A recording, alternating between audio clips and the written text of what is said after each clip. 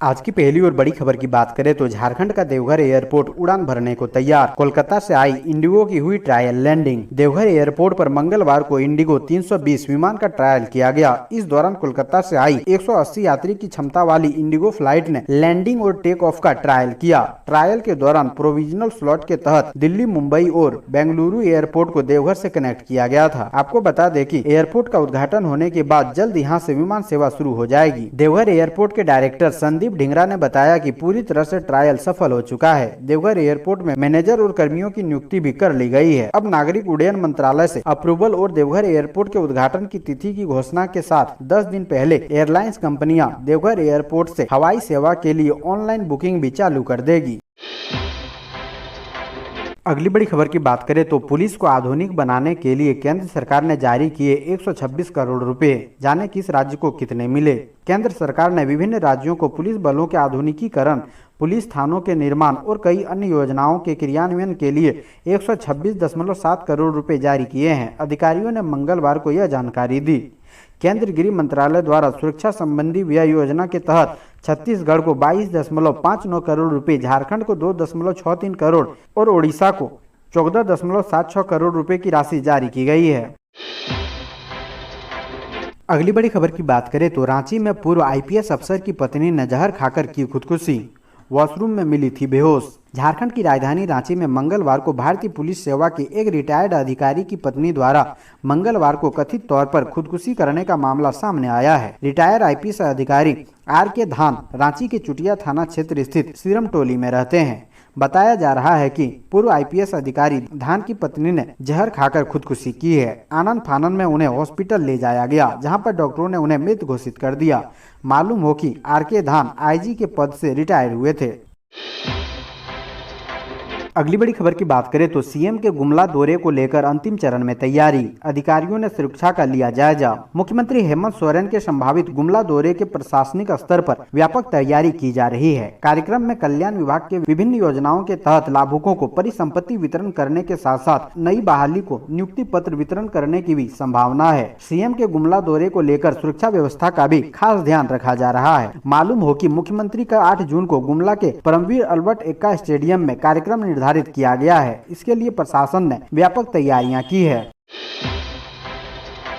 अगली बड़ी खबर की बात करें तो झारखंड की 3 बड़ी सड़क परियोजनाएं तैयार। 2 को सीएम हेमंत सोरेन ने दी मंजूरी। जानिए क्या होगा फायदा। रांची वासियों को जल्द ही जाम से निजात मिल सकेगा। साथ ही साथ शहर की कनेक्टिविटी और बेहतर होगी। हम ऐसा इसलिए कह रहे हैं क्योंकि पथ निर्माण विभाग ने 3 बड़ी सड़क परियोजनाएं तैयार की है, जिसकी लागत 993 करोड़ रुपए आंकी गई है, जिसमें से 2 योजनाओं को मुख्यमंत्री हेमंत सोरेन और प्राधिकृत समिति ने मंजूरी भी दे दी है। वहीं तीसरी योजना की मंजूरी के लिए मुख्यमंत्री के पास भेजी जा चुकी है। जल्दी योजनाओं को कैबिनेट से पास कराया जाएगा। विभाग ने इसी साल अक्टूबर तक योजनाओं पर काम शुरू करने का लक्ष्य तय किया है। पथ निर्माण सचिव सुनील कुमार ने इस बाबत संबंधित अधिकारियों को निर्देश दिए हैं। अगली बड़ी खबर की बात करें तो कोडरमा में अवैध क्रशर के खिलाफ खनन टास्क फोर्स की कार्रवाई जारी। फिर 6 यूनिट ध्वस्त। कोडरमा जिले के मरकच्चो प्रखंड के नावल शाही के बाद चंदवारा प्रखंड के कारोंजिया और ढाब में भी खनन टास्क फोर्स की कार्रवाई जारी है। चंदवारा प्रखंड में अवैध रूप से संचालित 6 क्रशर यूनिट को ध्वस्त किया गया। इससे पहले मरकच्चो में 40 क्रशर यूनिट ध्वस्त किया गया था। लगातार हो रही कार्रवाई से खटोलिया क्रशर मंडी, नीरू पहाड़ी क्रशर मंडी और चंदवारा क्रशर मंडी में सन्नाटा पसर गया है। इधर अचानक से क्रशर यूनिट के ध्वस्त होने से इससे जुड़े लोगों के समक्ष बेरोजगारी की समस्या उत्पन्न हो गई है। अगली बड़ी खबर की बात करें तो सहारा इंडिया के खिलाफ फूटा गुस्सा। लोगों ने कर्मचारियों को कार्यालय में बंद कर लगाया ताला। जमशेदपुर के साक्षी काली माटी रोड स्थित सहारा इंडिया परिवार के कार्यालय में जमकर हंगामा हुआ। ग्राहकों ने कर्मचारियों को कार्यालय में बंद कर बाहर से ताला लगा दिया। दरअसल फंड के मैच्योरिटी के बावजूद कंपनी अपने ग्राहकों को रुपए नहीं दे रहे हैं। मंगलवार को इसी बात को लेकर ग्राहकों का गुस्सा फूट पड़ा और उन लोगों ने कार्यालय में जाकर जमकर हंगामा किया। ग्राहकों ने आरोप लगाया कि फंड नहीं होने के बावजूद सहारा इंडिया लोगों से रुपए ले रही है। ग्राहक अमनदीप ने बताया कि उसने सहारा इंडिया परिवार में 5 लाख रुपए जमा किए थे, जो अगस्त 2021 में मैच्योर हो गया था। उसे अगस्त में रुपए मिलने वाले थे, पर किसी कारण उसे नहीं मिले। कंपनी द्वारा लगातार टाल मटोल किया जा रहा है। वहीं सहारा इंडिया परिवार के मैनेजर अनिल कुमार झा द्वारा उन्हें देख लेने की धमकी दी जा रही है।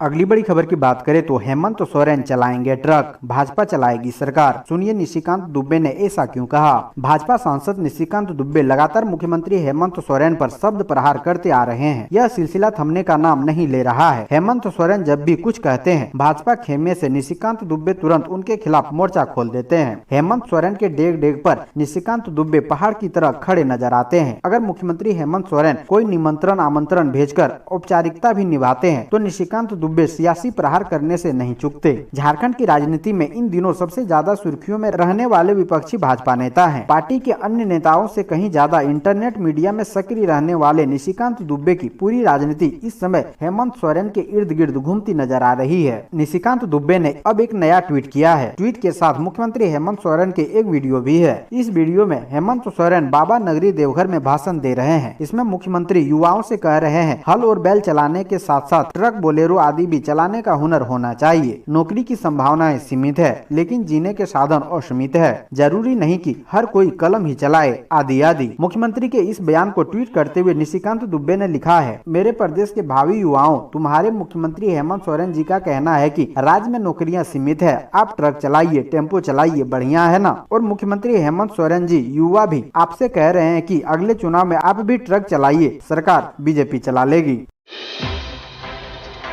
अगली बड़ी खबर की बात करें तो जमशेदपुर में फूटा कोरोना बम, 2 स्कूली बच्चों के पॉजिटिव होने से स्कूली बच्चों पर संकट। महाराष्ट्र, दिल्ली, केरल सहित देश के अन्य राज्यों में कोरोना के मामले तेजी से बढ़ रहे हैं। रविवार को घाटशिला कस्तूरबा विद्यालय की भी 2 छात्रा पॉजिटिव मिली है। इससे छात्रावास में हड़कंप मच गया है। बाकी छात्रों की भी जाँच की जा रही है। पूर्वी सिंहभूम जिले में कोरोना मरीजों की संख्या बढ़कर 4 हो गई है, जबकि बीते एक सप्ताह से एक भी मरीज नहीं मिल रहे हैं। मरीजों की बढ़ती संख्या से चिकित्सकों की भी नींद उड़ी हुई है, क्योंकि पहले व दूसरे व तीसरे लहर का अनुभव चिकित्सकों के पास है। ऐसे में कोई भी लापरवाही नहीं बरतना चाहता है। अगली बड़ी खबर की बात करें तो 58 लाख किसानों के लिए चौंकाने वाली खबर। कम हो रही है झारखंड के 69% जमीन की उपजाऊ क्षमता। झारखंड की भौगोलिक स्थिति को देखते हुए यह माना जाता है कि यहाँ कृषि की अपार संभावनाएं हैं, पर centre for science and environment द्वारा जारी एक रिपोर्ट ने किसानों की चिंता को बढ़ाने का काम किया है। CSE ने झारखंड में भूमि क्षरण पर एक अध्ययन किया गया है, जिसमें पता चला है कि झारखंड में भूमि की उत्पादकता तेजी से घट रही है। हालांकि राज्य अपनी प्राकृतिक सुंदरता, हरे भरे परिदृश्य, मूसलाधार जलप्रपात, जंगल और कृषि की अपार संभावनाओं के लिए जाना जाता है। लेकिन चिंता की बात यह है कि झारखंड उन शीर्ष 3 राज्यों में शामिल है जहां 30% से अधिक भूमि का क्षरण हो रहा है। इस तरह से CSE से झारखंड में 69% भूमि क्षरण का चौंका देने वाला आंकड़ा दर्ज किया गया है।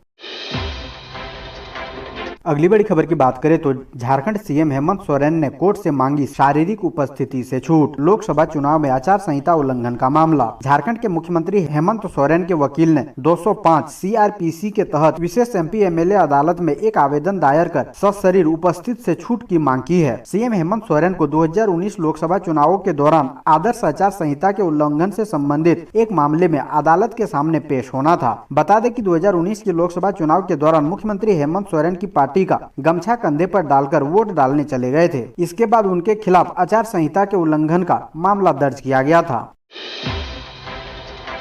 अगली बड़ी खबर की बात करें तो वाहनों के नंबर प्लेट पर लाल नीला कलर के बोर्ड लगाने पर होगी कार्रवाई, जाना पड़ सकता है जेल। अक्सर बड़े संस्थानों के द्वारा ऐसे लोगों का इस्तेमाल किया जाता है जो कि पुलिस प्रशासन से मैच करता है। जैसे कि शहर में किसी प्रकार के NGO व संस्थान है जो कि संचालकों द्वारा पुलिस के लोगों से मैच करते हुए वाहनों पर लाल नीले कलर के बोर्ड का इस्तेमाल किया जाता है। बताया जा रहा है कि प्रशासन इस प्रकार से लोगों का प्रयोग करने वाले संस्थानों पर कड़ी कार्रवाई करेगी, जिसके विरुद्ध व्यापक अभियान चलाया जाएगा, यहाँ तक कि इन्हें जेल भी जाना पड़ सकता है। बताया जा रहा है कि हजारीबाग में SP मनोज कुमार ने इसको लेकर फैसला लिया है कि जो भी संस्थान या फिर NGO इस प्रकार से पुलिस से मैच कराते हुए लोगों का इस्तेमाल करेगा, उसे जेल तक जाना पड़ सकता है।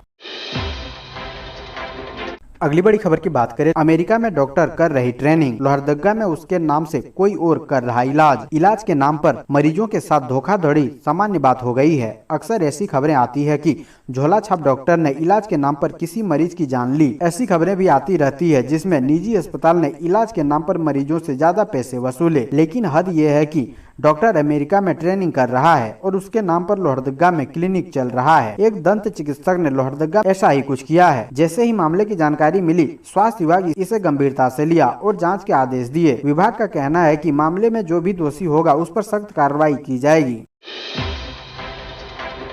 अगली बड़ी खबर की बात करें तो दिन दहाड़े राजधानी में चली गोली। अज्ञात अपराधियों ने जेवर व्यवसायी को गोली मारकर घायल कर लूट की घटना को दिया अंजाम। राजधानी रांची में बेखौफ और निडर हुए अपराधियों ने एक बार फिर गोली और लूट की घटना को अंजाम दिया है। इस बार 5 की संख्या आए अपराधियों ने डेली मार्केट थाना क्षेत्र के बंगला स्कूल के पास घटना को अंजाम दिया। अपराधियों ने आभूषण व्यापारी राजेश पाल को गोली मारकर घायल करते हुए लूट की घटना को अंजाम दिया। राजधानी में अपराधियों का मनोबल लगातार बढ़ रहा है और पुलिसिया कार्रवाई इनके आगे बोनी नजर आ रही है। भले ही रांची पुलिस आपराधिक गतिविधियों में अंकुश लगाने और ऐसी घटनाओं पर नकेल कसने की बात करती रही हो, लेकिन इस घटना ने एक बार फिर से रांची के लोगों को सख्ते में डाल दिया है कि आखिर चुस्त दुरुस्त रांची पुलिस नाक के नीचे अपराधी बेखौफ कैसे हैं।